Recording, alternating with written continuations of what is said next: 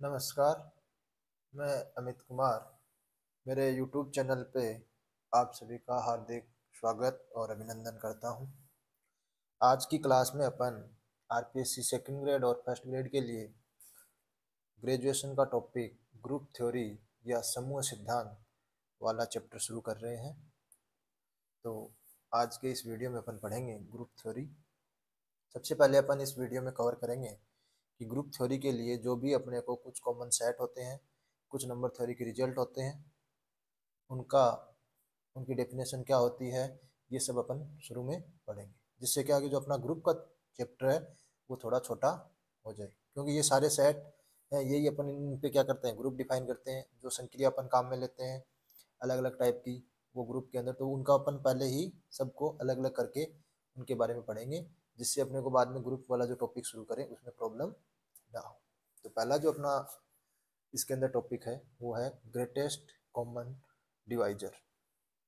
Greatest common divisor यानी GCD.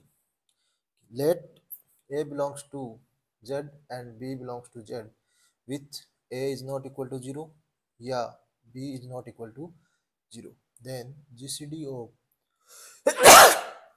a and b is the positive integer d such that d divides a and d divide b। यानी ए और B को divide करने वाला सबसे बड़ा पॉजिटिव इंटीजर है जो दोनों को डिवाइड करता है, वो क्या कहलाता है, उन दोनों नंबरों का जीसीडी कहलाता है। यदि कोई दूसरा सी है जो दोनों को डिवाइड कर रहा है, तो सी फिर किसको डिवाइड करेगा, डी को, क्योंकि डी है वो सबसे बड़ा ऐसा इंटीजर है जो ए को भी डिवाइड करता है और बी को भी डिवाइड करता है, तो उसको अपन बोलते हैं ग्रेटेस्ट कॉमन डिवाइजर। हिंदी में अपन इसको बोलते हैं मैं से पर। यदि ए और बी अपने पास में पूर्णांक है और ये जीरो के इक्वल नहीं है, तो अपने इनका जो मैसा होता है वो एक धनात्मक पूर्णांक डी इस प्रकार होता है कि डी है वो ए को भी डिवाइड करता है और डी है वो बी को भी डिवाइड करता है। इन दोनों संख्याओं को डिवाइड करने वाला सबसे बड़ा पूर्णांक हमारा क्या कहलाता है, जीसीडी। तो जीसीडी के कुछ रिजल्ट देख लेते हैं अपन कि if D equal to GCD of A और B, then there exist X and Y in Z such that D equal to A X plus B Y. यदि ए बी का जीसीडी अपने पास में क्या डी दिया हुआ है, तो अपने पास में दो ऐसे पूर्णांकों का अस्तित्व होगा जिसके लिए डी किसके बराबर हो जाएगा, ए एक्स प्लस बी वाई। तो ये पहला अपना रिजल्ट है। दूसरा रिजल्ट अपना ये है कि यदि ए है वो डिवाइड करता है सी को और बी है वो भी डिवाइड करता है सी को, तथा जीसीडी है ए और बी का वो एक है, तब ए बी है वो सी को भी डिवाइड करेगा। यानी ए है वो सी को डिवाइड करता है और बी है वो भी सी को डिवाइड करता है, और इनका जीसीडी यदि एक है तो ए बी है वो भी किसको डिवाइड करेगा, सी को डिवाइड करेगा। यदि अपने पास में डी है वो जीसीडी है किसका, ए और बी का, तो अपने पास में जीसीडी ऑफ ए को यदि अपन डी से डिवाइड कर दें और बी को भी डी से डिवाइड कर दें, फिर उन दोनों का यदि जीसीडी निकाले तो वो कितना आएगा, हमेशा ए का आएगा। ये अपने को ध्यान में रखने हैं। दो रिजल्ट हैं। यदि p कोई अभाज्य संख्या है और अपने पास में p डिवाइड करता है, यानी कि a से लेके n तक a1 a2 an संख्याएं हैं अपने पास में अलग अलग, तब कोई ना कोई ऐसा ai जरूर होगा अपने पास में जिसको p है वो डिवाइड करेगा। यानी मान लीजिए अपने पास में अभाज्य संख्या 3 है, वो डिवाइड करती है 7, 6, 5, इन संख्याओं के गुणनफल को डिवाइड करती है। तो अपने पास में इन तीनों संख्याओं में से कोई ना कोई एक संख्या ऐसी जरूर होगी जिसको 3 है वो क्या कर रहा होगा, डिवाइड। देखिए यहाँ पे 6 को डिवाइड कर रहा है 3, इसलिए संख्या को भी 3 है वो क्या करेगा, डिवाइड करेगा। तो ये अपना अगला अगला रिजल्ट था। इसके बाद में एक संक्रिया और होती है अपने पास में, कॉन्ग्रुएंट मॉड्यूलो। तो कॉन्ग्रुएंट मॉड्यूलो किस तरीके से डिफाइन होता है कि let n is a fix positive integer, two integers a and b are congruent modulo n if n divide a minus b।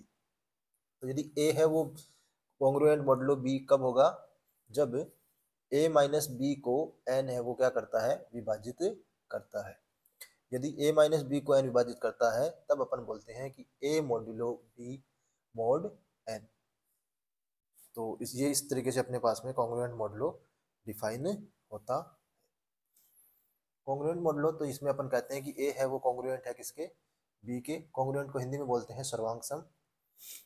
जैसे देखिए 7 है वो 3 के सर्वांग सम है कब, जब मॉड्यूलो अपन 4, क्योंकि 7 में से अपन 3 घटाएंगे तो अपने पास में 4 आएंगे, और 4 है वो 4 से डिवाइड होता है।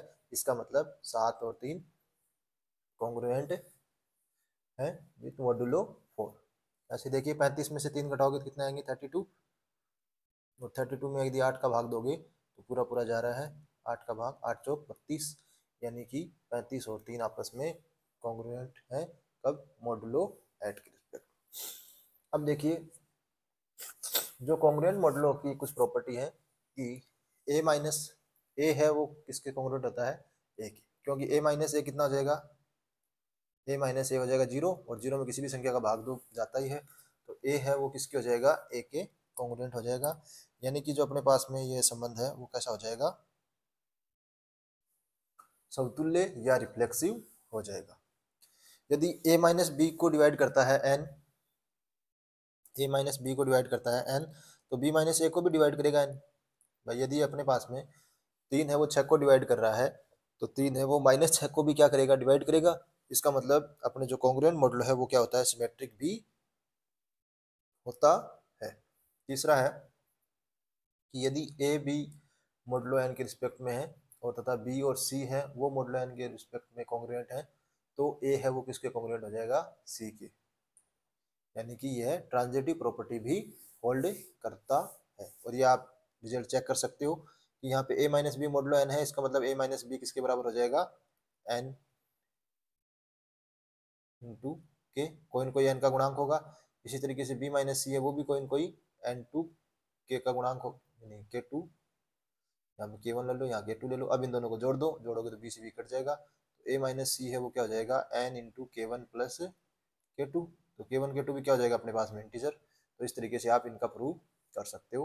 प्रूफ एग्जाम में अपने पास में से कोई पूछते भी नहीं है, तो ये आपको ध्यान में रखना है कि जो अपने पास में कॉन्ग्रुएंट मॉडल होता है वो एक तुल्यता संबंध होता है, क्योंकि ये किस किस प्रॉपर्टी को होल्ड कर रहा है, समतुल्य भी है, सिमेट्रिक भी है, और ट्रांजिटिव भी है।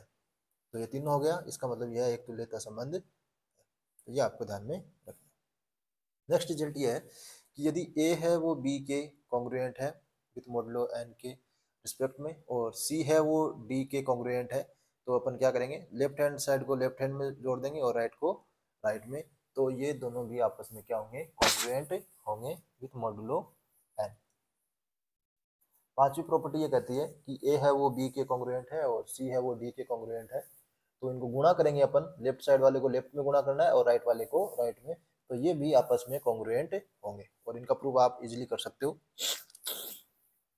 नेक्स्ट ये आता है कि यदि ए बी के अपने पास में कॉन्ग्रुएंट है, तो ए यदि बी के कॉन्ग्रुएंट है, तो अपन किसी संख्या सी धनात्मक से अपन इसको गुणा कर देते हैं, तो भी ये दोनों आपस में क्या रहेंगे, कॉन्ग्रुएंट रहेंगे, क्योंकि भाई ए माइनस बी में किसका भाग जाता है, एन का, और यदि सी से गुणा कर दोगे तो बाहर सी आ जाएगा, इसमें एन, तो एन है वो ए माइनस बी को तो डिवाइड करेगा ही करेगा, तो इस पूरे को भी डिवाइड करेगा। इसी तरीके से यदि ए है वो बी के कॉन्ग्रुएंट है, तो यदि अपन इसमें किसी पूर्णांक के रिस्पेक्ट में पावर कर देते हैं, वो भी आपस में क्या होंगे, कॉन्ग्रुएंट होंगे, क्योंकि फिर ये ए माइनस एन का फॉर्मूला लगाओगे, ए के माइनस बी के, तो इसका जो फॉर्मूला होता है उसमें बाहर आता है ए माइनस बी, फिर अंदर होता है ए की पावर के माइनस वन माइनस, ऐसे आगे चलता जाता है। बी ए माइनस बी है वो तो एन से डिवाइड है ही, तो ये भी क्या होगा, यदि ए और बी मॉडुलो एन के रिस्पेक्ट में कॉन्ग्रुएंट है, तो ए की पावर के है वो भी बी की पावर के कॉन्ग्रुएंट होगा। लेकिन जो अपने पास में 6 का रिजल्ट है और 7 का रिजल्ट है, इनका जो विलोम है यानी कि कन्वर्स है, वो सत्य होना जरूरी नहीं है। ये आप यहाँ से देख सकते हो कि यदि ए की पावर के इक्वल टू है, कॉन्ग्रुएंट है बी की पावर के, तो अपन यहाँ से ये नहीं कह सकते कि ए और बी आपस में कॉन्ग्रुएंट होंगे। एग्जाम्पल आप देख सकते हो कि 4 का स्क्वायर कितना हो गया, 16, और 3 का स्क्वायर कितना हो गया, 9। 16 माइनस 9 कितने हो गए अपने पास में, 7। 7 में 7 का भाग जाता है, यानी कि 4 का स्क्वायर और 3 का स्क्वायर आपस में क्या है, कॉन्ग्रुएंट है विथ मॉडुलो 7 के रिस्पेक्ट में। लेकिन यदि अपन देखते हैं 4 माइनस 3, तो 4 माइनस 3 है वो आता है 1, 1 में 7 का भाग नहीं जाता, यानी कि 4 और 3 कॉन्ग्रुएंट नहीं है, तो इन जो थ्योरम का इन्वर्स है वो सत्य नहीं है। यदि ए और बी कॉन्ग्रुएंट है तब उससे अपन ए की पावर के और बी की पावर के में जा सकते हैं, लेकिन यदि ए की पावर के और बी की पावर के है वहां से अपन ए और बी के अंदर नहीं आ सकते। ऐसे ही जो अपन ने गुणा वाली प्रॉपर्टी देखी थी वो भी आप देख सकते हो यहाँ पे। यहाँ पे देख सकते हो आप 10, 5 दूनी 10 हो गया और 3 दूनी 6 हो गया, तो 10 में 6 घटाओगे तो 4, 4 में 4 का भाग जाता है, यानी कि ये मॉडुलो 4 के रिस्पेक्ट में सही है। लेकिन यदि अपन 2 को और 2 को काट देते हैं तो यहाँ से 5 और 3, तो 5 में से यदि 3 घटाओगे तो 2, 2 में 4 का भाग पूरा पूरा नहीं जाता है, इसलिए ये कॉन्ग्रुएंट नहीं है। तो यहाँ से अपन देख सकते हैं कि इन दोनों रिजल्ट के विलोम है वो सत्य नहीं है। हाँ, यदि ए और बी कॉन्ग्रुएंट है तो वहां से आप कह सकते हो कि ए की पावर के और बी की पावर के है वो भी कॉन्ग्रुएंट होंगे, और यदि ए और को किसी संख्या सी से गुणा कर देते हैं, बी को भी किसी संख्या सी से गुणा कर देते हैं, तो वो भी कॉन्ग्रुएंट रहेंगे, लेकिन इनका विलोम सत्य नहीं है। अब आता है इक्विवेलेंस क्लास, तुल्यता वर्ग। यदि कोई भी समुच्चय एस पर कोई अपने पास में एक रिलेशन है आर, वो एक तुल्यता संबंध है यानी इक्विवेलेंस रिलेशन है, तो अपन ए के अलग अलग इक्विवेलेंस क्लास निकाल सकते हैं। तो ए की इक्विवेलेंस क्लास में कौन से एलिमेंट आते हैं, वो सारे एक्स आएंगे किसके, समुच्चय एस के, जो रिलेटेड है किससे, ए से। जैसे मान लीजिए अपने पास में कोई संबंध है 1 2, 2 1, 1 1, 2 2, ये अपने पास में कोई रिलेशन है, मान लो ये। तो इसमें यदि अपने को निकालनी है एक की क्लास, एक की क्लास निकालनी है, तो देखो क्या होगा, वो सारे एक्स आएंगे एस में। तो एस में कौन कौन से एलिमेंट हैं, 1 और 2, तो वो सारे आएंगे जो किससे जुड़ रहे हैं, अपने पास में ए से जुड़ रहे हैं। तो देखो ए, यानी ए अपने पास में 1 है, तो 1 से कौन कौन से जुड़ रहे हैं, यहाँ पे 2 जुड़ रहा है, यहाँ पे भी 2 जुड़ रहा है, यहाँ पे 1 से क्या जुड़ रहा है, 1, तो 1 से 1 तो 1 जुड़ रहा है और 1 2 जुड़ रहा है, तो एक की जो इक्विवेलेंस क्लास है उसमें कौन कौन से एलिमेंट आ जाएंगे, 1 और 2, यानी जिनका संबंध अपने पास में 1 से है वो सारे एलिमेंट इसमें आ जाएंगे। तो अब देखो यहाँ से जब तुल्यता वर्ग देखते हैं, तो ये अब तुल्यता जो क्लास अपन डिफाइन करते हैं वो तब डिफाइन करेंगे जब अपने पास में रिलेशन कैसा हो, इक्विवेलेंस रिलेशन हो। और इक्विवेलेंस रिलेशन अपन जानते ही हैं कि हमेशा कैसा होता है, रिफ्लेक्सिव होता है। रिफ्लेक्सिव होता है, इसका मतलब ए का रिलेशन किससे होगा, ए से होगा, इसका मतलब ए अपनी क्लास में हमेशा आएगा, तो यानी ए है वो अपनी क्लास से बिलोंग जरूर करेगा, क्योंकि रिफ्लेक्सिव। यदि ए बी की क्लास से अपने पास में बिलोंग करता है, तो इसका मतलब ये हुआ कि ए का रिलेशन है किससे, बी से, और चूंकि ये तुल्यता संबंध है इसलिए सिमेट्रिक होगा, सिमेट्रिक होगा तो बी का रिलेशन किससे होगा, ए से। तो अपने पास में बी की क्लास है उसमें भी ए आएगा, और जो ए की क्लास है उसमें से भी बी आएगा, क्योंकि ये रिलेशन कैसा है, तुल्यता संबंध है, और तुल्यता है तो वो सिमेट्रिक भी होगा। तो सिमेट्रिक रिलेशन की वजह से अपने पास में सेकेंड वाली प्रॉपर्टी होल्ड हो रही। तीसरा आप देख सकते हो कि जो अपने पास में तुल्यता संबंध है इसलिए यह ट्रांजिटिव प्रॉपर्टी होल्ड करता है। तो यदि ए है वो बी की क्लास से बिलोंग करता है और बी है वो सी की क्लास से बिलोंग करता है, तो ए है वो भी सी की क्लास से बिलोंग करेगा। क्यों करेगा, ट्रांजिटिव प्रॉपर्टी के कारण। तो ये आप इजीली आप यहाँ से देख सकते हो। तो फिर तीसरा आता है कि दो तुल्यता वर्ग या तो समान होंगे या असंयुक्त या डिसजॉइंट होंगे, यानी दो अपने पास में किसी भी अपन सेट के यदि उस पर एक रिलेशन डिफाइन करते हैं और वो अपने पास में एक तुल्यता संबंध है या इक्विवेलेंस रिलेशन है, तो उसकी जो इक्विवेलेंस क्लास बनाएंगे आप, वो या तो किसी भी दो एलिमेंट हैं उनकी बराबर होगी या दोनों डिसजॉइंट होगी। डिसजॉइंट का मतलब है उनमें कोई भी एलिमेंट कॉमन नहीं होगा।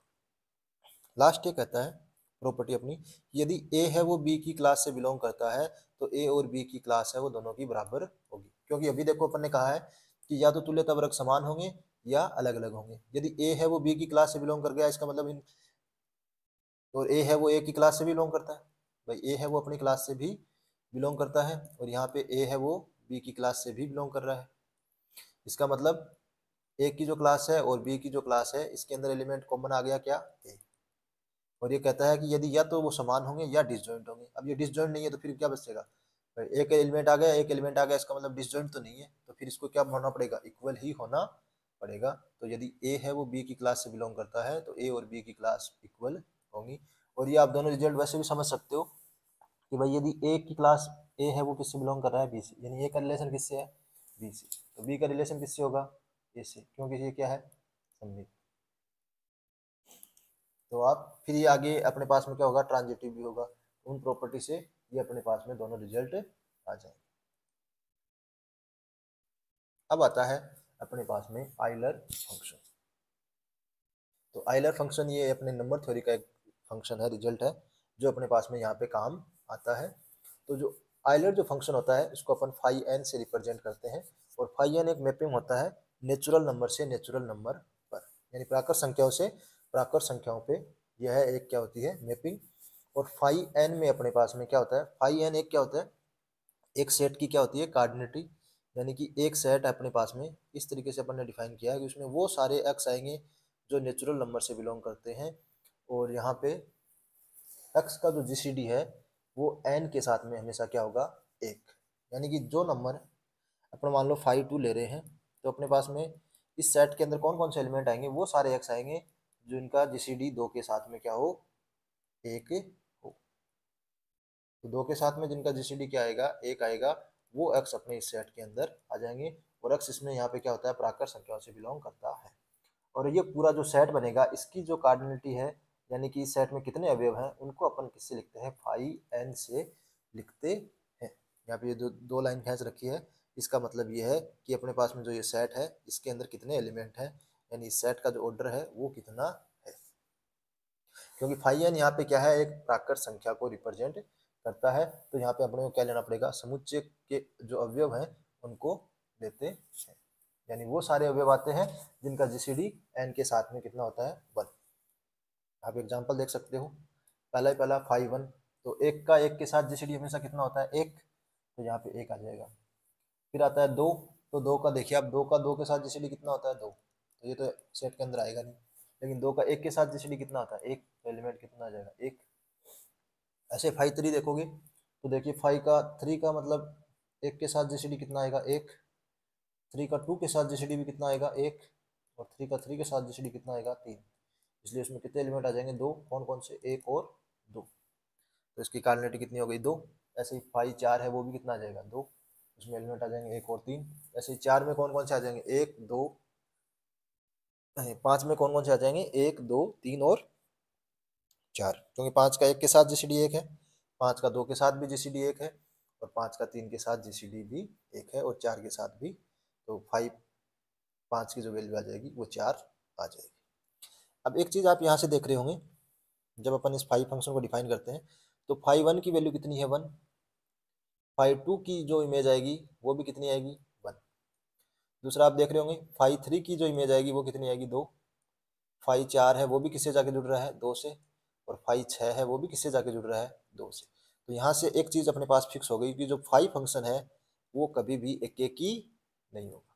भाई बहु एक ही हो गया ना, एक से अपने पास में 2 एलिमेंट जुड़ रहे हैं, 2 से अपने पास में 3 एलिमेंट जुड़ रहे हैं, इसका मतलब पहला रिजल्ट अपने पास में ये आता है कि आइलर फंक्शन है वो एक एक ही नहीं है, वो फलन कैसा है बहु एक एक ही होता है। तो ये आपको ध्यान में रखना है कि जो आइलर फंक्शन है वो मैनी वन होता है एक एक ही नहीं होता। दूसरा ये रिजल्ट आपको ध्यान में रखना है कि जब भी अपन फाइव का पी की पावर एन, यानी पी यहाँ पे क्या है कोई प्राइम नंबर है, पी क्या है यहाँ पे कोई प्राइम नंबर है अभाज्य संख्या है, तो और उसकी पावर एन है, तो उसका जो अपने पास में इसके मान होता है वो होता है कि पहले अपन पी की पावर एन की वैल्यू निकाल लेंगे, उसमें से अपन माइनस कर देंगे पी की पावर एन माइनस एक।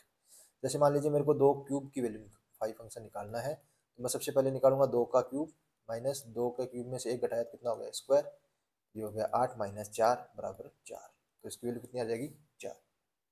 ऐसे यदि 3 का स्क्वायर घटाऊंगा तो 3 का स्क्वायर माइनस 3 की पावर 1 बराबर कितना आ जाएगा 6। और आप देख भी सकते हो 3 का स्क्वायर का मतलब कितना हो गया 5 9, और 9 के साथ ऐसे कौन कौन से एलिमेंट है जिसका जीसीडी 1 है, तो एक का जीसीडी 1 होता है, 2 का जीसीडी है वो भी क्या होता है 1, और 3 का तो जीसीडी कितना होता है 3, भाई 9 का 3 का जीसीडी कितना होता है 3, तो ये इसके अंदर नहीं आएगा, फिर 4 आ जाएगा 5 आ जाएगा 7 आ जाएगा 8 आ जाएगा। अब आप इनको काउंट कर लीजिए 3 और 3 6, तो ऐसे भी 6 आ रहे हैं, और अपने पास में रिजल्ट से भी कितने आ रहे हैं 6। यदि फाइव अपन पी, पी क्या है प्राइम नंबर है कोई भी, जैसे फाइव यदि 5 की वैल्यू निकालते हैं तो पी -1 यानी 5 - 1 बराबर कितनी हो गई 4। और आप ये लास्ट रिजल्ट में देख भी सकते हो 5 5 की वैल्यू अपने पास में कितनी आई थी 4 ही आई थी। यहाँ पे आप देख सकते हो कौन कौन सी आई थी 1 2 3 4, तो 5 5 की वैल्यू कितनी आई थी 4, तो ये दो रिजल्ट आपको ध्यान में रखना। नेक्स्ट अपने पास में ये आती है प्रॉपर्टी कि यदि फाइव दो संख्याओं का गुणनफल है एम और एन का, तो यदि आप इन दोनों फंक्शन को अलग अलग लिखना चाहते हो फाइव एम और फाइव एन, ये तभी लिख सकते हो जब अपने पास में एम और एन का जीसीडी क्या हो एक हो।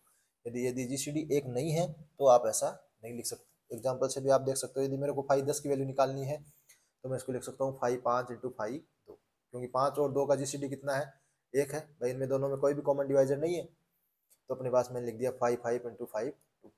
5 है वो क्या है अपने पास में एक अभाज्य संख्या है, तो उसका जो 5n की जो वैल्यू हो जाएगी वो कितनी हो जाएगी 4, यानी कि p-1, और 2 भी है भाज्य संख्या है, तो 2 - 1 कितना हो जाएगा 1, दोनों गुणा करोगे वैल्यू कितनी आ गई 4। इस तरीके से आप कैलकुलेशन, और वैसे भी आप ऐसी संख्या देख सकते हो जिनका जीसीडी 10 के साथ में कितना हो 1, तो वो संख्या आपको मिलेगी 4। कौन कौन सी मिलेगी, एक तो 1 मिलेगा जिसका जीसीडी, दूसरा 3 मिलेगा, फिर आपको 7 मिलेगा, और आपको 9 मिलेगा, जिनका जीसीडी हमेशा 10 के साथ कितना आता है 1। तो ये 4 संख्याएं अपने को मिलेगी। फिर देखिए यदि अपन पास में जीसीडी 1 ना हो तब आप देखो फाई 4 की अभी वैल्यू कैलकुलेट करी थी, कितनी आती है 2। यदि आप इनको ऐसे अलग अलग तोड़ देते हो, क्योंकि फाई 4 को आप लिख सकते हो फाई 2 का स्क्वायर या 2 गुना 2, तो यदि इनको अलग अलग लिखते हो तो फाई 2 की वैल्यू 1 होती है, फाई 2 की वैल्यू 1, 1 को 1 से गुणा करोगे 1, तो ये दोनों बराबर आ रही है क्या, नहीं आ रही। इसका मतलब यदि जीसीडी 1 के बराबर नहीं है तो आप इनको अलग अलग नहीं लिख सकते, अलग अलग तभी लिख सकते हो जब इन दोनों का जीसीडी 1 हो। तो ये आपको रिजल्ट ध्यान में रखना। दूसरा, phi N is always even if N की वैल्यू है वो 2 से बड़ी हो। देखो आप देख सकते हो यहाँ पे कि फाई 1 की वैल्यू 1 आ रही है यानी विषम आ रही है, फाई 2 की वैल्यू 1 यानी विषम आ रही है, लेकिन फाई 3 की वैल्यू 2 आ रही है, फाई 4 की वैल्यू 2 आ रही है, फाई 5 की वैल्यू 4 आ रही है, फाई 6 की वैल्यू 2 आ रही है, यानी हमेशा क्या आ रहा है, सम संख्या आ रही है। कब, जब एन की वैल्यू हमेशा 2 या 2 से ज्यादा हो, 2 के बराबर हो तब तो फाई 2 की वैल्यू कितनी आती है 1। तो यह हमेशा यदि n की वैल्यू 2 से ज़्यादा है तो वो फाई n है उसकी वैल्यू हमेशा कैसी होगी, इवन होगी। इसका मतलब जो फाई n अपने पास फंक्शन है वो ना तो सम है और ना ही विषम। क्यों कि कुछ फाई पे इसकी वैल्यू कैसी आ रही है, भाई फाई 1 की वैल्यू 1 आ रही है और फाई 2 की वैल्यू आ रही है, तो माइनस n रखने से तो इसका कोई माइनस से ताल्लुक ही नहीं है, क्योंकि ये क्या है अपने पास में प्राकृत संख्याओं से डिफाइन है, इसलिए इनका सम और विषम से तो कोई लेना देना ही नहीं है। और वैसे जो संख्या आती है फाई एन की वो हमेशा क्या आती है, इवन आती है। कब, जब एन की वैल्यू 2 से ज़्यादा हो, और हमेशा इवन आती है। यदि ऐसा कहा जाए तो वो ऑप्शन गलत हो जाएगा, क्योंकि फाई 1 और फाई 2 की वैल्यू हमेशा क्या आती है 1, जो कि हमेशा क्या है, विषम संख्या है। हाँ, लेकिन यदि ऐसा दिया हुआ है कि एन की वैल्यू 2 से बड़ी है तब हमेशा फाई एन की वैल्यू कितनी आएगी, सम संख्या आएगी, इवन संख्या आएगी। अब दूसरा देखिए, फाई एन है वो आच्छादक फलन है, ऑन टू फंक्शन नहीं है, क्योंकि जो फाई फंक्शन है वो डिफाइन होता है एन से लेके एन तक। अब आप कह रहे हो कि फाई की वैल्यू कितनी होती है, 1 और 1, कब, जब फाई 2 और फाई 1। इसके बाद में आगे जो भी वैल्यू आएगी वो हमेशा कैसी होगी, सम संख्या होगी। तो आपके पास 3 बच गया, आपके पास 5 बच गया, 7 बच गया, 9 बच गया, तो जितनी भी विषम संख्या है वो बच गई ना, क्योंकि फाई फंक्शन है वो कभी भी विषम संख्या तो आएगी नहीं, एक से बड़ी के बाद हमेशा कैसे आएगी, सम। तो ये सारी संख्या बच गई, इसका मतलब यह फंक्शन कभी भी आच्छादक नहीं हो सकता। आच्छादक तो तब होता जब ये प्राकृत संख्याओं के बराबर हो जाता, तो ऐसा तो हो ही नहीं रहा है। इसका मतलब ये कभी भी अपने पास में आच्छादक फलन भी नहीं है और एकेकी फलन भी नहीं है, ये आपको ध्यान में रखना है। इसके बाद में अपन नेक्स्ट फंक्शन, नेक्स्ट एक थ्योरम पढ़ते हैं, फॉर्मेट थ्योरम। तो ये थ्योरम भी काफ़ी इंपॉर्टेंट है, तो ज़्यादातर अपने पास में रिमाइंडर निकालने के काम में आती है। तो ये जो फॉर्मेट थ्योरम है वो क्या कहती है कि P is a prime number and P does not divide A, then यदि P एक अभाज्य संख्या है और P है वो A को डिवाइड नहीं कर रहा है, तो अपने पास में A की पावर P-1 है वो कॉन्ग्रुएंट होता है 1 के with respect to modulo P। तो ये रिजल्ट आपको ध्यान में रखना है, क्योंकि ये ज़्यादातर अपने पास में जो काम आता है वो रिमाइंडर निकालने के काम में आता है। कॉन्ग्रुएंट का अपन रिजल्ट को काम में लेते हैं, वो ज़्यादातर क्वेश्चन बनते हैं, इसमें से एक क्वेश्चन तो बनता है अपने पास में रिमाइंडर निकालने के लिए, दूसरे इसका जो क्वेश्चन बनते हैं वो ग्रुप थ्योरी के अंदर अपने पास में कई बार उसमें काम आ जाता है। ज़्यादातर ये रिमाइंडर निकालने के काम ही आता है। तो देखिए रिमाइंडर निकालने के लिए क्वेश्चन देखते हैं अपन। तो 4 की पावर यदि 1000 है तो उसमें यदि 7 से डिवाइड कर रहे हैं तो अपने पास में शेषफल क्या रहेगा, ये अपने को निकालना है। तो देखिए फॉर्मेट थ्योरम क्या कहती है कि P एक अभाज्य संख्या हो, तो अपने पास में यहाँ पे 7 है वो अभाज्य संख्या है, तो पहली कंडीशन तो हो रही है, और 7 है वो 4 को डिवाइड नहीं करता है, तो दूसरी कंडीशन भी लग रही है। इसका मतलब A की पावर P-1 यानी कि A की पावर 7 माइनस 1 यानी कि A की पावर 4 की पावर 6, वो कॉन्ग्रुएंट होगी किसके, 1 के विथ मॉडुलो 7 के। तो ये 4 की पावर 6 है, उसका आ गया अपने पास में 1। अब अपने पास में मैंने क्या किया कि 4 की पावर 6 है, उसकी पावर मैंने कर दी 166, क्योंकि आप देखते हो कि मेरे पास 1000 चाहिए मेरे को। और यदि मैं 166 को 4 से गुणा करता हूँ तो 4 6 चौक 24, 24 और 2 28,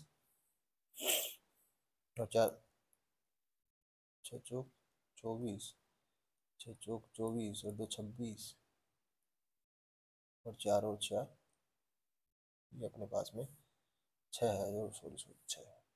6 से गुणा करते हैं अपन, तो 166 को किससे गुणा करते हैं 6 से, तो छक्का 36, आशा लगी 3, 36 और 3 39, आशा लगी 3, और 6 3 9, तो ये 996 हो गए टोटल। तो 996 की पावर, क्योंकि आपको पता ही है कि मैंने रिजल्ट दिखाया था कि ए की पावर के इक्वल टू बी की पावर के मोडुलो एन, तो वो वाली प्रॉपर्टी मैंने यहाँ लगा दी। दोनों तरफ मैंने पावर कर दिया 166, क्योंकि मेरे को पावर चाहिए थी 1000। जब मैं 167 पावर कर दूंगा तो वो 1000 से ऊपर चली जाएगी, इसलिए मैंने 1000 के नजदीक ऐसी संख्या देखी जो पावर करने पे, तो मैंने 166 पावर करने पे मेरे पास में मैं 996 तक पहुंच गया। तो ये मेरे पास में मॉडुलो साल। अब दूसरी अपन ने एक प्रॉपर्टी पढ़ी थी कि a इंटू सी बराबर b इंटू सी मोडुलो n, तो मैंने दोनों तरफ क्या कर दिया 4 की पावर 4 से गुणा कर दिया। तो मैंने 4 की पावर 4 से गुणा किया दोनों तरफ, तो ये मेरे पास में आ गया 4 की पावर 4। ठीक है, तो ये इस साइड में हो गया मेरे पास में 4 की पावर 4, और इधर भी मेरे पास में हो गया 4 की पावर, तो 4 की पावर 96 और 4 मिलकर कितना हो गया 4 की पावर 1000, और इधर बन गया 4 की पावर 4। अब 4 की पावर 4 में यदि मैं 7 का डिवाइड करता हूँ तो 4 की पावर 4 होती है 256, और 256 में यदि अपन 7 से डिवाइड करते हैं तो रिमाइंडर आएगा अपने पास में 4। इसका मतलब 4 की पावर 1000 को डिवाइड करने पर भी अपने पास में रिमाइंडर कितना आएगा 4। तो इस जो क्वेश्चन का उत्तर आ जाएगा वो आ जाएगा 4। आप ये ध्यान में रखें यहाँ पे एक प्रॉपर्टी कि ए और बी कॉन्ग्रुएंट है विथ मॉडुलो एन। तो यदि अपने पास में ए को डिवाइड करते हैं अपन किससे एन से, तो जो शेषफल आता है वो बी को डिवाइड करने पे एन को, यदि बी को डिवाइड करते हैं एन से और यदि ए को डिवाइड करते हैं एन से, तो दोनों का जो शेषफल है वो हमेशा कैसा आता है बराबर आता है। यदि ए को डिवाइड करने में 5 आ रहा है तो बी को एन से डिवाइड करने पर भी शेषफल कितना आएगा 5 ही आएगा। ये प्रॉपर्टी आपको ध्यान में रखनी है। नेक्स्ट अपने पास में जो रिजल्ट है वो अपन देखते हैं। एक नेक्स्ट थ्योरम आती है आइलर थ्योरम। यदि n कोई भी पॉजिटिव नंबर है यानी धनात्मक पूर्णांक है और जीसीडी है वो a का n के साथ में कितना आ रहा है 1 आ रहा है, तब a की पावर 5n कॉन्ग्रुएंट होता है किसके 1 के विद मॉडुलो n। तो ये आपको रिजल्ट ध्यान में रखना है। इस थ्योरम को अपन कहते हैं आइलर थ्योरम। ठीक है, तो ये भी अपने पास में रिमाइंडर निकालने के काम आती है। यदि अपने पास में p अभाज्य संख्या है और a को डिवाइड नहीं कर रहा है, भाई वैसे भी प्राइम नंबर है तो वो डिवाइड तो नहीं करेगा, तो a की पावर p-1 कॉन्ग्रुएंट होती है 1 के विथ मॉडुलो p। ये तो कहता है फर्मेट थ्योरम। तो यदि इस वाले टाइप का क्वेश्चन बन रहे हो तब तो अपन इससे करेंगे रिमाइंडर निकालने के लिए। और दूसरा ये आता है कि a पॉजिटिव इंटीजर है और इनका जीसीडी a और n का कितना है 1, यानी प्राइम नंबर नहीं है, प्राइम नंबर के अलावा कोई नंबर है और तब उसका जीसीडी दोनों का 1 आ रहा है, तो अपन क्या करेंगे a है उसकी पावर 5n किसके बराबर हो जाएगा 1 के कॉन्ग्रुएंट हो जाएगा मॉडुलो n।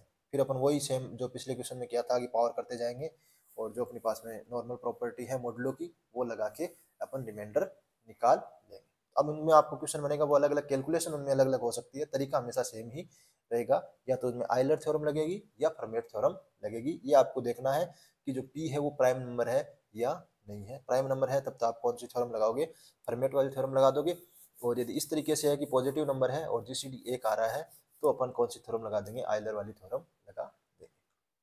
ठीक है, तो इस तरीके से आप क्वेश्चन कर सकते हो रिमाइंडर वाले। और यहाँ पे देखिए यदि अभाज्य संख्या होगी आइलर में तो भी चल जाएगा, क्योंकि अभाज्य संख्या का किसी भी संख्या के साथ जीसीडी हमेशा कितना आएगा 1। तो यहाँ पे तो यदि प्राइम नंबर है तब भी ये आइलर वाली थ्योरम लगा सकते हैं। फिर अगली थ्योरम आती है विल्सन थ्योरम। विल्सन प्रमेय कि यदि p एक प्राइम नंबर है तो ये अपने पास में जब फैक्टोरियल वाली संख्या दी हुई होती है और अपने को रिमाइंडर पूछता है तो अपन कौन सी थ्योरम लगाते हैं विल्सन थ्योरम लगाते हैं। तो यदि p प्राइम नंबर है तो p-1 का जो अपने पास में अपन निकालते हैं इसको फैक्टोरियल, तो वो कॉन्ग्रुएंट होता है -1 के विथ रिस्पेक्ट टू मॉड। दूसरा अपने पास में रिजल्ट है कि जो p-1 का कॉन्ग्रुएंट है, p-1 का फैक्टोरियल है वो कॉन्ग्रुएंट होता है p-1 के with respect to modulo P. ये दोनों स्टेटमेंट ही किसके हैं, विल्सन थ्योरम के स्टेटमेंट हैं। जैसे कि मेरे को मान लो फैक्टोरियल 22 को डिवाइड करना है 23 से, तो मेरे पास में x की वैल्यू क्या होगी, तो ये मैंने यहाँ पे विल्सन थ्योरम लगा दी कि p-1 यानी कि 23 में से एक गया कितना 22 का फैक्टोरियल, तो 22 के फैक्टोरियल को यदि अपन 23 से डिवाइड करते हैं, क्योंकि 23 है वो क्या है, अभाज्य संख्या है, तो x है वो उसकी वैल्यू कितनी होगी, -1 होगी।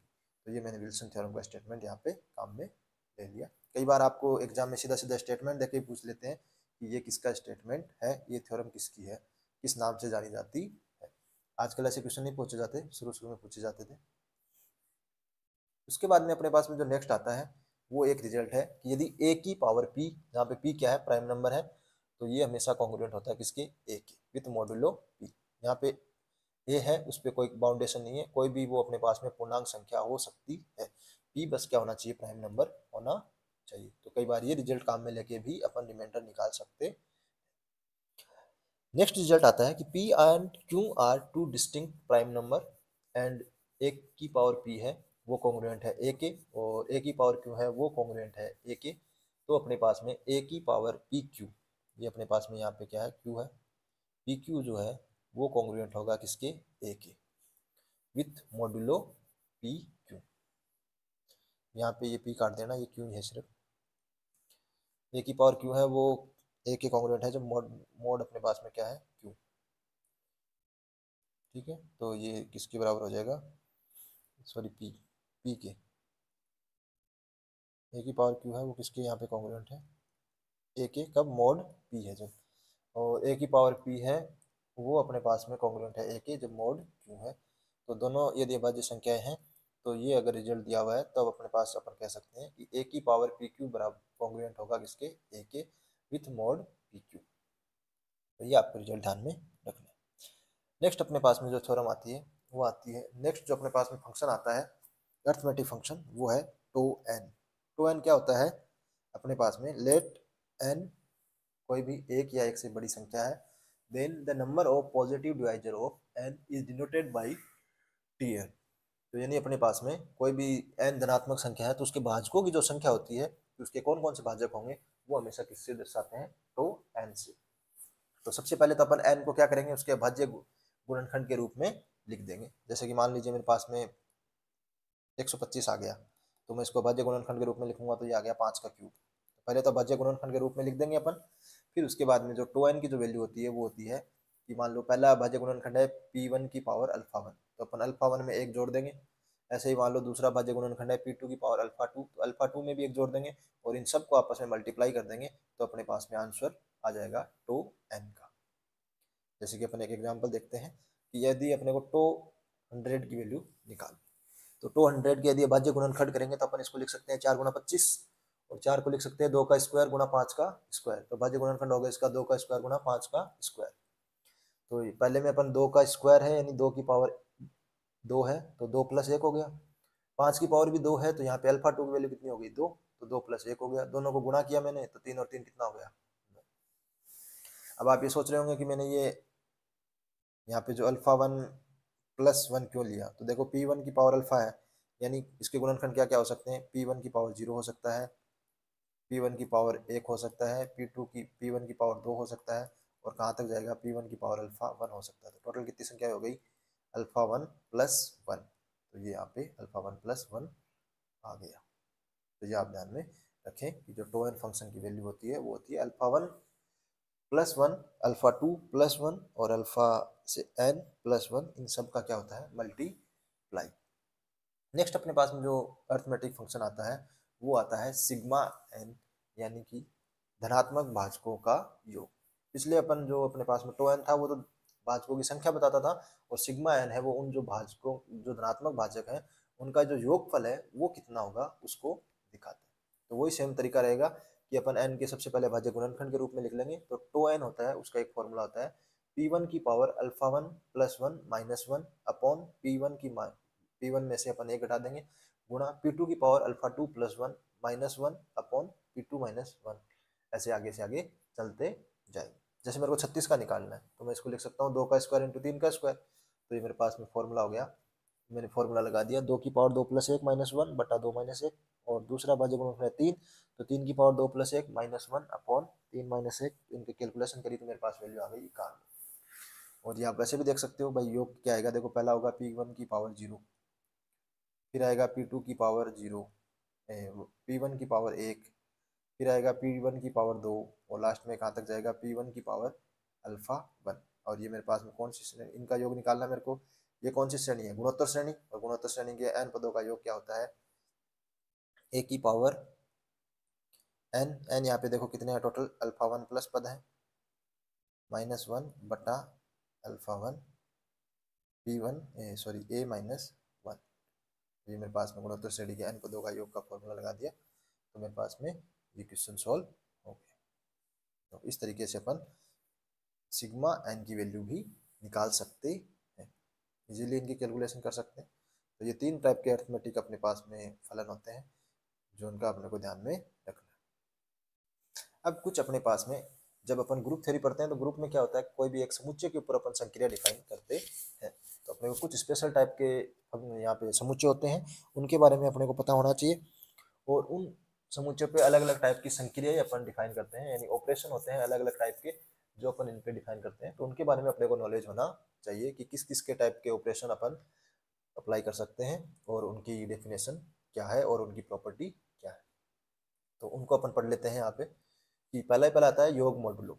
तो योग मॉडुलो का मतलब ये है कि कोई भी दो संख्याओं का यदि अपने पास में अपने को मॉडुलो n की वैल्यू निकालनी है, वो भी योग मॉडुलो यानी सम मॉडुलो, तो अपन क्या करेंगे, उन दोनों संख्याओं को जोड़ देंगे और उनको n से डिवाइड करने पे जो भी शेषफल बचेगा वो अपना उत्तर हो जाएगा। जैसे कि मान लीजिए मेरे पास में संख्या है 2 और 3 और मॉडुलो है 4, तो मैं सबसे पहले 2 और 3 को जोड़ूंगा, कितना हो गया 5। 5 को यदि 4 से डिवाइड करते हैं तो रिमाइंडर कितना बचेगा 1, भाई 4 एकम 4, रिमाइंडर कितना बच गया 1, तो इसकी वैल्यू कितनी हो जाएगी 1। यानी दोनों संख्या को जोड़ के और n का भाग दे देते हैं, n में जो भी होगा तो जो रिमाइंडर बचता है अपने पास में वो हो जाता है मॉडुलो n के a modulo plus n plus b। तो इनके अपने पास में इस तरीके से अपन इनकी कैलकुलेशन कर सकते हैं। समझ गए होंगे आप मॉडुलो n। अब अपने पास में एक Zn फंक्शन होता है, Zn अपने पास समुच्चय होता है, तो उसमें अपन क्या करते हैं, all residue classes of modulo n। भाई अभी मैं आपने पढ़ा था कि एक तुल्यता वर्ग होता है तो उसकी इक्विवेलेंस क्लास अपन अलग अलग डिफाइन कर सकते हैं। तो यहाँ पे अपन क्या करते हैं, जीरो की इक्विवेलेंस क्लास में कौन सा आएगा, भाई यहाँ पे अपन मॉडुलो डिफाइन करते हैं, तो मॉडुलो डिफाइन करेंगे मॉडुलो n। तो जीरो का मतलब ये है कि शेषफल जीरो कब बचेगा, किसी संख्या को 5 से डिवाइड करने पर शेषफल कितना बन रहा है जीरो, इसका मतलब वो संख्या क्या है 5 का गुणांक है। यानी 5 हो सकती है, 10 हो सकती है, 15 हो सकती है, 0 हो सकती है, -5 हो सकती है, -10 हो सकती है, यानी वो संख्या किसका गुणांक होगी 5 का गुणांक होगी। तो जीरो के जो अपने पास में समशेष जो रेजिड्यू क्लास है उनमें कौन कौन से अवयव आएंगे, जो अपने पास में जिनमें n का पूरा पूरा भाग जाता हो। और एक के रेजिड्यू क्लास में कौन से आएंगे, जिनको डिवाइड करने पे अपने पास शेषफल कितना बनना चाहिए 1 बचना चाहिए। तो यदि किसी संख्या जैसे मान लो 6 को 5 से डिवाइड करने पे अपने पास शेषफल कितना बच रहा है 1, और इसका मतलब क्या हुआ कि x माइनस 1 है वो किससे डिवाइड होगा 5 से। भाई शेषफल 1 बच रहा है तो उस x में से यदि अपन 1 घटा देते हैं तो 5 का पूरा पूरा भाग जाएगा। इसी तरीके से अपने पास में n-1 है, उसकी रेजिड्यू क्लास में अपने पास में x है, उसमें से अपन n-1 घटा देंगे तो उसमें पूरा पूरा भाग जाएगा, तो वो सारे अपने पास में x का कलेक्शन आ जाएगा। और इन सारी जो रेजिड्यू क्लास है इनको अपन ले लेते हैं तो उनसे अपने पास में जो सेट बचता है वो बनता है अपने पास में Zn। जैसे कि मान लीजिए मैं मॉडुलो 4 लेता हूँ, तो क्या क्या शेषफल बच सकते हैं, एक तो बच सकता है 0 4 के गुणांक वाली, एक बच सकता है, 2 बच सकता है और 3। फिर जैसे ही अपने पास में 4 आएगा तो 4 में तो पूरा पूरा भाग जाएगा, तो कितना बचेगा 0। जैसे कि मान लीजिए 4 मेरे पास 4 में मैं भाग दूंगा तो कितना आएगा 0, शेषफल कितना बचेगा 0। यदि मैं 5 में भाग दूंगा तो कितना शेषफल बचेगा 1। यदि 6 में 4 का भाग दूंगा तो कितना शेषफल बचेगा 2। यदि 7 में मैं 4 का भाग दूंगा शेषफल कितना बचेगा 3। और जैसे ही मैं 8 पे जाऊंगा तो 8 में पूरा पूरा भाग जाता है, शेषफल वापस कितना बचेगा 0। तो अपने पास में Z4 की जो वैल्यू हो जाएगी, Z4 की जो वैल्यू हो जाएगी वो क्या होगी 0 1 2 3। तो उसके रेजिड्यू क्लास में क्या क्या आएंगे 0 1 2 और 3। तो इस तरीके से अपने पास में Zn डिफाइन होता है, कहाँ से लेके 0 से लेके n-1 तक। और ये होते क्या है कि जो सब मॉड्यूल होता है अपने पास में उसके जो रेजिड्यू क्लास होती हैं वो उनका कलेक्शन होता है, उसको बोलते हैं अपन Zn। तो अभी तक अपन ने दो संक्रिया, एक संक्रिया पढ़ी है और एक समुच्चय, क्या योग मॉडुलो और उसके पास में सेट पड़ा है Sn, जो कि रेजिड्यू क्लास होती है मॉडुलो n के रिस्पेक्ट में, उनका क्या होता है, संग्रह होता है। जैसे अपन ने सब मॉडुलो डिफाइन किया था, वैसे ही होता है मल्टीप्लीकेशन मॉडुलो n, यानी कि a और b को यदि गुणा करेंगे और उनको डिवाइड कर देंगे अपन n से, तो जो शेषफल बचेगा उसको अपन बोलते हैं a गुणन मॉडुलो n b। जैसे कि मान लीजिए मेरे पास में 2 और मॉडुलो n है अपने पास में 4 और यहाँ पे है 3, तो मैं सबसे पहले 2 को 3 से गुणा करूँगा, कितना आ जाएगा 6, और 6 में 4 का भाग दूंगा, शेषफल कितना बचेगा 2, तो इसकी वैल्यू कितनी आ जाएगी 2। यानी दोनों संख्याओं को गुणा करके जिस भी अपन मॉडुलो n है उसका डिवाइड कर देंगे और जो शेषफल बचेगा वो अपने पास में वैल्यू आ जाएगी। तो यहाँ पे अपन एक फिर फंक्शन वो सेट डिफाइन करते हैं un जो सेट होता है वो सारे अपने पास में x आएंगे जो नेचुरल नंबर से बिलोंग करते हैं, और जो x है उसकी वैल्यू होती है 1 से शुरू होती है और n के 1 से शुरू होती है और n के बराबर या n से कम रहेगी, और उनका जीसीडी है n के साथ में वो कितना आना चाहिए, 1 आना। जैसे कि मैं u10 लेता हूँ तो मेरे पास में वो सारी संख्याएं आएगी जो प्राकृत संख्याएं होनी चाहिए, यानी प्राकृत संख्या को मतलब 1 से शुरू होंगी और उनकी वैल्यू हमेशा n से कम होनी चाहिए, यानी 10 से कम होनी चाहिए या 10 के बराबर होनी चाहिए। और दूसरी कंडीशन है कि जीसीडी है उनका वो 1 आना चाहिए। तो देखो पहले पहले मेरे पास संख्या आ गई 1, 1 का जीसीडी 10 के साथ कितना आएगा 1, यहाँ पे आ गया 1। फिर 2 का 10 के साथ जीसीडी कितना आएगा 2, क्योंकि 2 और 10 में 2 का भाग जा रहा है, तो 2 इसका क्या हो गया जीसीडी, तो ये नहीं आएगा क्योंकि जीसीडी अपने को 1 चाहिए। फिर 3 का और 10 का जीसीडी कितना आता है 1, तो मेरे पास 3 आ गया। फिर 4 का और 10 का जीसीडी कितना होता है 2, तो नहीं आएगा। फिर मैं 5 लूंगा तो 5 का 10 का जीसीडी तो 5 ही होता है, तो वो भी नहीं होगा। 6 का होता है 2, तो वो भी नहीं हो सकता। फिर 7 का और 10 का जीसीडी कितना होता है 1। फिर ऐसे ही 8 का और 10 का जीसीडी 2, तो वो भी नहीं ले सकते। और 9 का और 10 का जीसीडी कितना होता है 1, तो वो आ गया। 10 का 10 के साथ जीसीडी लोगे तो 10 ही आ जाएगा, तो वो भी यहाँ पे नहीं आएगा। तो अपने पास में UN की इस तरीके से अपन ने डिफाइन कर दिया। और यहाँ से अपन आप इसकी कार्डिनेटी निकालोगे तो देखो ये किसके बराबर होता है, फाई n के बराबर होता है, यानी आइलर फंक्शन के बराबर होता है। तो UN में जो अवयवों की संख्या होती है वो फाई n के बराबर होती है, क्योंकि अपन ने फाई n क्या पढ़ा था कि ऐसे समुच्चय तो पढ़े थे जिनका जीसीडी अपने पास में n के साथ में क्या आए 1 आए और वो सारी प्राकृत संख्याएं हो, तो उसकी जो कार्डिनेटी होती है वही तो अपने पास में क्या था, आइलर फंक्शन था। इसीलिए अपन ने आइलर फंक्शन पढ़ा था। तो UN सेट इस तरीके से डिफाइन किया जाता है। अब इसके बाद में अपने पास में एक आता है डाईहेड्रल ग्रुप होता है डाईहेड्रल। तो उसके लिए अपने को सबसे पहले अपने को पता होना चाहिए कि डाईहेड्रल जो सेट होता है, समुच्चय होता है, वो क्या होता है। तो जो डाईहेड्रल सेट होता है DN, वो किस तरीके से डिफाइन होता है कि x की पावर i और y की पावर j। जहाँ पे जो x होता है वो तो दर्शाता है रिफ्लेक्शन को, और जो y है वो दर्शाता है रोटेशन यानी घूर्णन को दर्शाता है। तो जो i की वैल्यू होती है वो तो 0 और 1 होती है, और j की वैल्यू होती है वो 0 से शुरू होती है और n-1 तक चलती है। यदि मेरे को D3 की वैल्यू निकालनी है तो j की वैल्यू क्या हो जाएगी, 0 से लेके 3-1 यानी 2, 0 1 2, ये अपने पास वैल्यू हो जाएगी। i की वैल्यू क्या रहेगी 0 और 1। जहाँ हमेशा x की पावर 2 है वो किसके बराबर होता है e के, और y की पावर जो n है वो किसके बराबर होता है e के, और x y है वो किसके बराबर होता है y इनवर्स x के बराबर होता है। इस अपन सेट को बोलते हैं डाईहेड्रल सेट, जहाँ पे इसका जो जनरेटर होता है, जनक होता है, वो होता है x और y। जहाँ पे x होता है वो रिप्रेजेंट करता है रिफ्लेक्शन को, जिसकी पावर होती है i की वैल्यू होती है 0 से और 1, और y की पावर j है, यहाँ पे y दर्शाता है रोटेशन को। अब ये डाईहेड्रल जो सेट होता है वो आपको ग्रुप जब मैं पढ़ाऊंगा डाईहेड्रल ग्रुप, तो वहाँ पे थोड़ा ज़्यादा अच्छे से समझा पाऊंगा। अभी तो आप इतना ही ध्यान रखें कि डाईहेड्रल ग्रुप ही इस टाइप का होता है।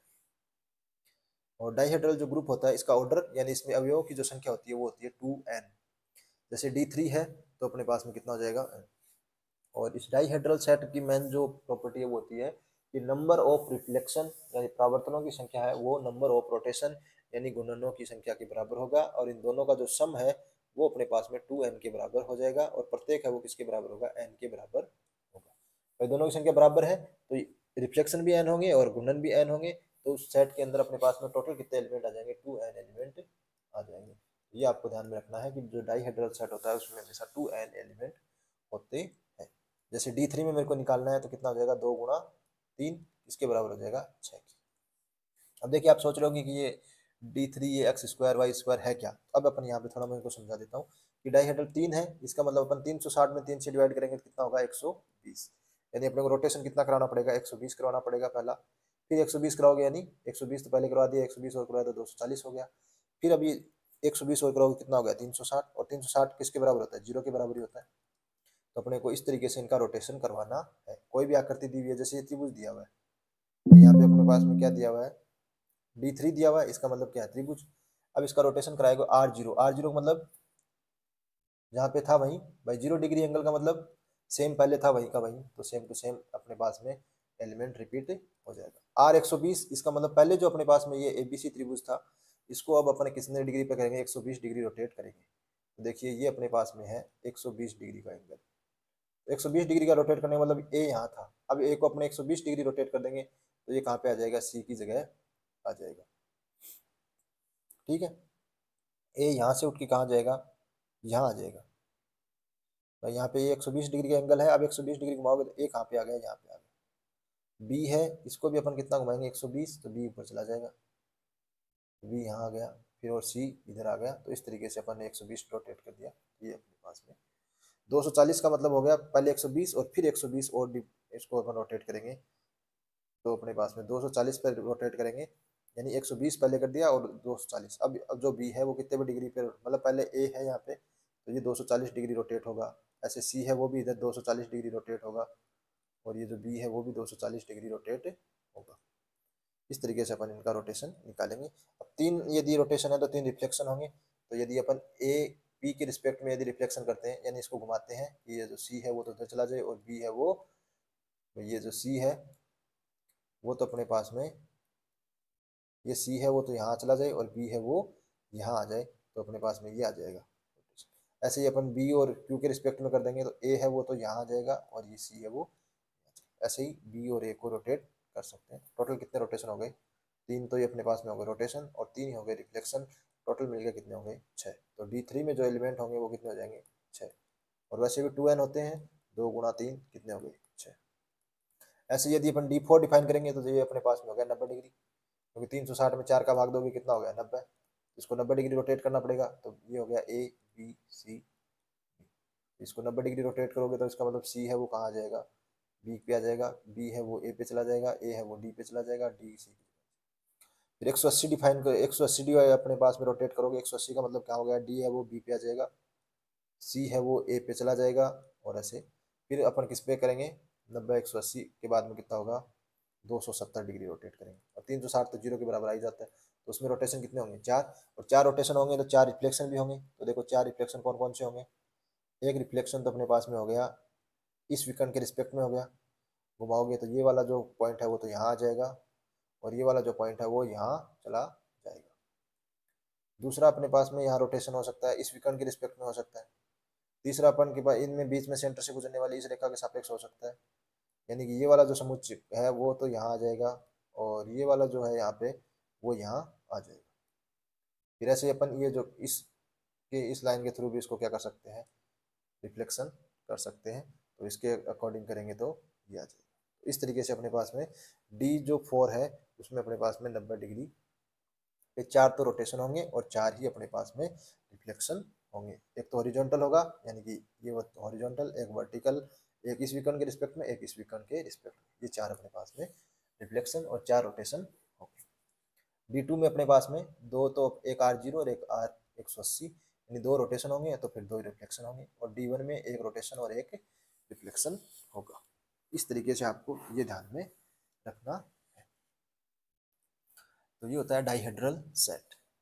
फिर एक आता है जनरल लीनियर ग्रुप, चल ग्रुप। तो उसके लिए अपने को सबसे पहले पता होना चाहिए कि जनरल लीनियर सेट क्या होता है। ग्रुप तो अपन जब ग्रुप की डेफिनेशन पढ़ेंगे उसके बाद बताएंगे कि ये ग्रुप होता है या नहीं होता। तो पहले अपने को सेट के बारे में पता होना चाहिए।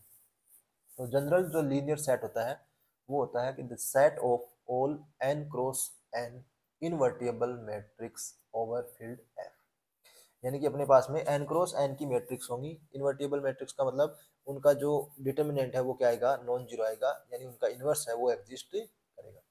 भाई डिटर्मिनेंट नॉन जीरो आ गया तो उनका इनवर्स एग्जिस्ट करेगा, और इनवर्स एग्जिस्ट करेगा तो उनको अपन क्या बोलते हैं, इनवर्टिबल मैट्रिक्स। तो जो n क्रॉस n की इनवर्टिबल मैट्रिक्स जिनमें अपने पास में जो एंट्री होती है अंदर, यानी अवयव होते हैं, वो किसी न किसी फील्ड से लिए जाते हैं। यदि फील्ड अपन R ले लेंगे तो मैट्रिक्स की एंट्री है वो क्या हो जाएगी, R से बिलोंग करेगी। यदि ये फील्ड अपन जेड एन ले लेंगे तो जो इसकी एंट्री होगी वो 0 से लेके 1 2 3 n-1 तक के अवयव आए। भाई अपने पास में मैट्रिक्स होती है कोई भी, तो देखिए n क्रॉस n की मैट्रिक्स है, तो इसके अंदर जो अवयव आएंगे वो जिस फील्ड से लेते हैं अपन उसी के अकॉर्डिंग अपन जनरल लीनियर ग्रुप डिफाइन करते हैं, GLNR। यहाँ पे जो n होता है वो होता है अवयव की कोटि। यदि यहाँ पे n की 2 वैल्यू है तो जो अवयव कोटि कितनी हो जाएगी, 2 × 2। यदि यहाँ पे 3 है तो अवयव कोटि कितनी हो जाएगी, 3 × 3।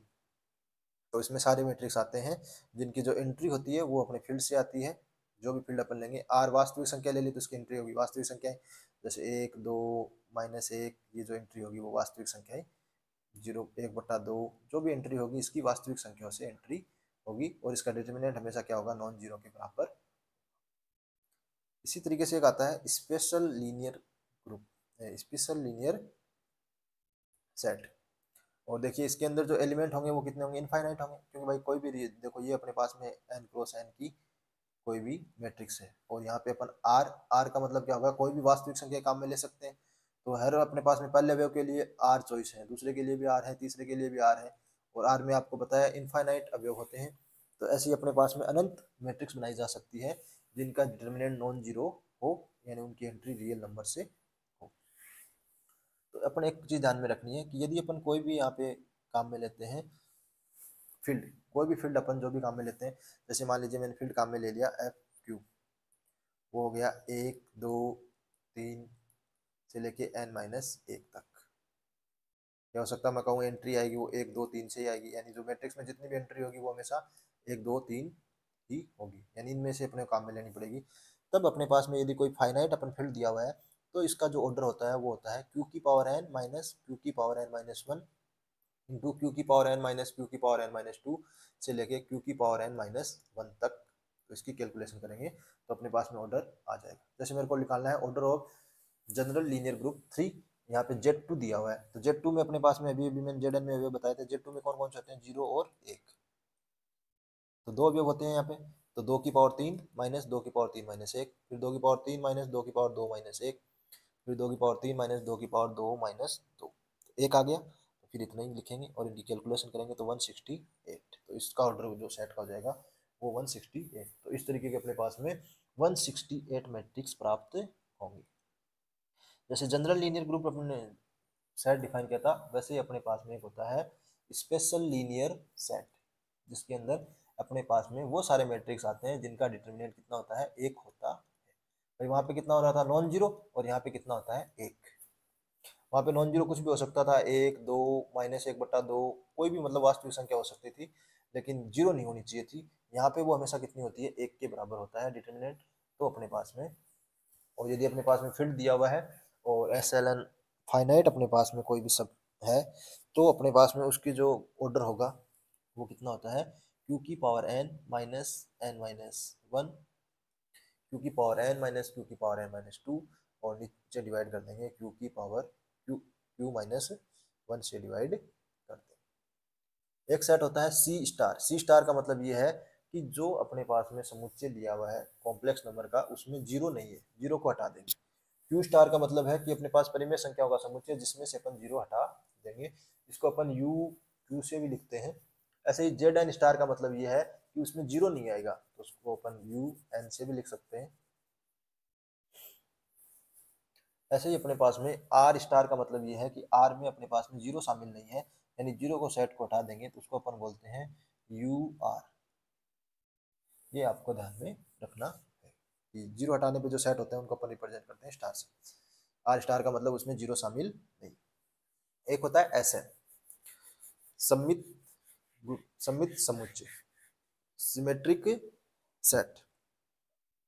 तो यदि अपने पास में कोई सेट है एस जिसमें अपने पास में एन एलिमेंट है, तो उनसे अपने पास में जो भी 1 1 ऑन 2 मैपिंग संभव होती है उन सब का कलेक्शन अपने पास में एस एन के अंदर आता है। तो यदि कोई भी अपने पास में एन अवयव का समुच्चय है तो उसमें खुद से खुद पर ही, यानी समुच्चय का प्रांत भी क्या होगा, एफ, यानी एफ डिफाइन करेंगे। वो मान लो समुच्चय एस है, उसमें एन अवयव है, तो जो एस के अवयव है उनसे एस के अवयव पर भी अपन एक क्या बनाएंगे, मैपिंग। और वो हमेशा कैसी होगी, एक की और आच्छादक मैपिंग होगी। उसको अपन उन सब का कलेक्शन कितने टाइप के अपने पास बना सकते हैं, तो वो अपने पास में इस सेट के अंदर आएगी। और इनकी टोटल संख्या कितनी होती है, फैक्टोरियल n। आपको पता ही है कि सेम सेट से सेम सेट पर अपन डिफाइन करते हैं, तो आपने फंक्शन में पढ़ा होगा कि टोटल फैक्टोरियल n टाइप के एकेकी और अछादक फलन बनाए जा सकते हैं। जैसे मान लो मैं एक सेट लेता हूँ s बराबर 1 2 3, तो इसकी मैपिंग बनाऊंगा। तो पहली मैपिंग बना सकता हूँ मैं, एक को एक से जोड़ दूं, दो को दो से, तीन को तीन से। दूसरा बना सकता हूँ मैं, एक को दो से जोड़ दूं, दो को एक से जोड़ दूं, तीन को तीन से। तो इस तरीके से टोटल कितने बना सकता हूँ, 6 मैपिंग मैं बना सकता हूँ। यानी और वैसे भी आप कैलकुलेशन कर सकते हो, फैक्टोरियल n यानी कि फैक्टोरियल 3 कितना होता है, 6 के बराबर। तो टोटल कितने टाइप के अपने पास में परमुटेशन बन सकते हैं, 6 टाइप के कॉम्बिनेशन यहाँ पे बन सकते हैं। तो अपने पास में जो S3 है उसमें ये सारों 6 के जो 6 हैं वो अपने पास में इसमें अवयव आ जाएंगे। इसके बाद में एक आता है an होता है सम क्रमचयों का संग्रह। यानी जो अपन ने एस एन डिफाइन किया था, इसमें जो सम अपने पास में क्रमचय होते हैं उनका अपने पास में क्या कहलाता है, an। और an का जो ऑर्डर होता है वो एस एन के ऑर्डर में 2 का भाग देते हैं तब आ जाता है। एस एन का ऑर्डर होता है फैक्टोरियल n, उसमें 2 का भाग देंगे तो अपने पास में क्या आ जाएगा, an का ऑर्डर आ जाएगा। और सम क्रमचय ये क्या होते हैं, ये आगे अपन जब क्रमचय पढ़ेंगे तो उसमें बता देंगे। एक होता है क्वार्टरनियन सेट, उसमें क्या होते हैं, 8 एलिमेंट होते हैं। कौन कौन से, +-1 +-i +-j +-k। और वो किस टाइप से होते हैं कि यदि इन i j k का स्क्वायर करते हैं वो हमेशा -1 के बराबर होता है। यदि i को j से गुणा करेंगे वो k के बराबर होता है, j को k से गुणा करेंगे वो i के बराबर होता है, k को i से गुणा करेंगे वो j के बराबर होता है। यानी चक्रीय क्रम रहता है i j k। i को j से गुणा करोगे तो अपने पास k मिलेगा, j को k से गुणा करोगे तो अपने पास में i मिलेगा। और यदि i को j से कर ही दिया और k को फिर i से गुणा करोगे तो अपने पास में j मिलेगा।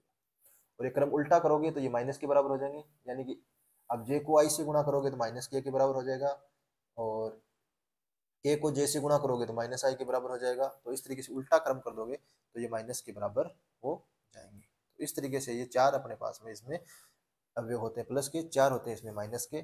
और इस तरीके से डिफाइन होते हैं कि इनका स्क्वायर हमेशा -1 के बराबर होता है, और इनका चक्रीय क्रम सेम रहता है तब तो ये प्लस में आते हैं, और चक्रीय क्रम उल्टा हो जाता है तब माइनस में इसकी वैल्यू आती है। ये होता है अपने पास में स्पेशल टाइप के जो सेट थे वो, और कुछ स्पेशल टाइप की संक्रिया।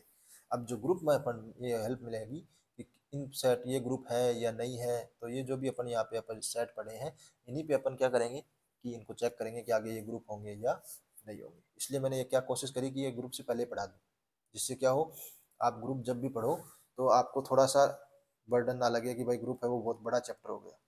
क्योंकि जब चैप्टर बहुत लंबा चला जाता है ना तो फिर अपने को उसमें इंटरेस्ट ज़्यादा नहीं रहता। तो इसलिए मैंने ये कोशिश करी है कि जितने भी टाइप के अपने पास में जो सेट बन रहे थे वो मैंने आपको शुरू में ही बता दिए। अब अपन अगली क्लास में पढ़ेंगे कि ग्रुप थ्योरी के अंदर ग्रुप की डेफिनेशन क्या होती है, ग्रुप की प्रॉपर्टी क्या होती है, और किस किस टाइप के ग्रुप होते हैं, और उनमें आगे क्या क्या जो इम्पोर्टेंट अपने पास रिजल्ट है वो पढ़ेंगे। धन्यवाद। आज की क्लास अपन यही खत्म